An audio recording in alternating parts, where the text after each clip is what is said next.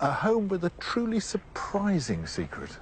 It's just a simple terrace and it's derelict now, but this was the first foothold in Britain for one of the world's major religions.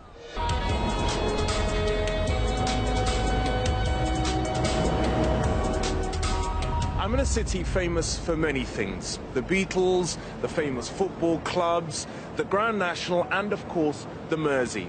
But as a British Muslim, I think Liverpool should also be famous for one more thing, for the pivotal role it played in bringing Islam to this country. And the strange thing is, it's a story I know almost nothing about. I'm told that behind this door is the country's first mosque.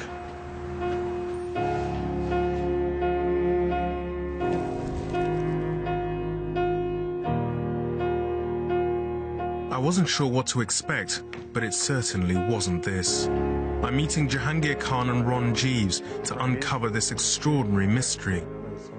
So, where's the mosque? You're standing in it. Really? Yeah. This is where people would have prayed. That's right. You would have had about 200 Muslims praying in this mosque.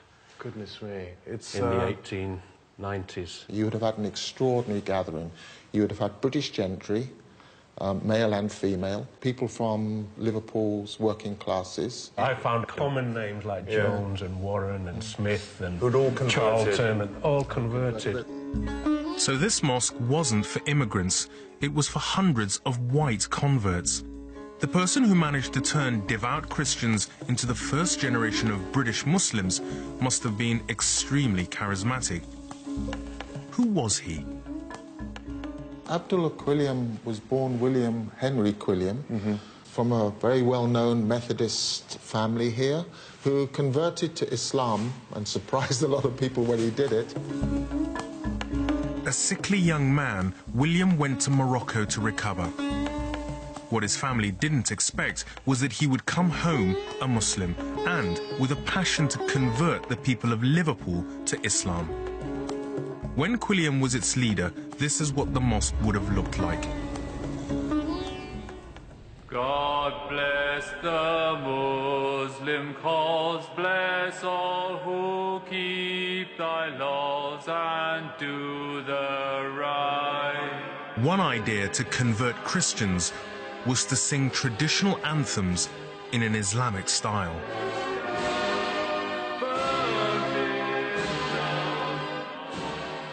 However, not everyone was happy to see a mosque on an ordinary street in Liverpool, and they made their resentment known. There was quite a lot of initial criticism, that's for sure. The mosque is attacked, people throwing pigs' heads, people leaving razor wire in the courtyard there. But of course, he was a very brave man. You can imagine he claimed he was the first Muslim of Britain. That's an amazing story, isn't it? Quilliam was rewarded by Muslim leaders with the title Sheikh ul-Islam. He and his mosque became famous across the Islamic world. So I can't understand why Quilliam and his achievements have been forgotten.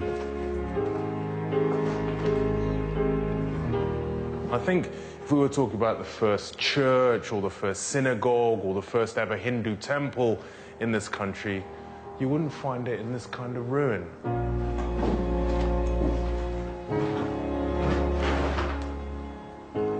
Very sad.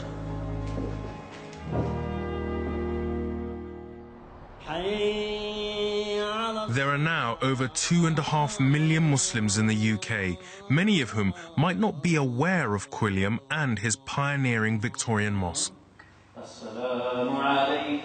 Unfortunately, not enough people, whether they're Muslim or non-Muslim, know about the legacy which Abdullah Quilliam left behind.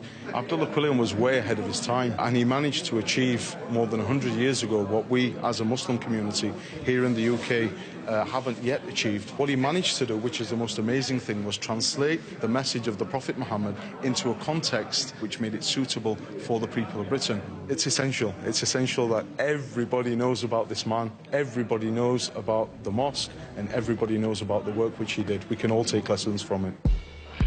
Quilliam left Britain and the mosque in 1908. Without his charismatic leadership, his congregation dwindled and the mosque was later sold on to the council. There are now ambitious plans to restore this unique building back to Quilliam's original vision. It's remarkable the role that this mosque has had in the social history of this country, and I think it's a really important and uplifting story to tell for this country, and I hope that they raise the funds to bring this mosque back to life again.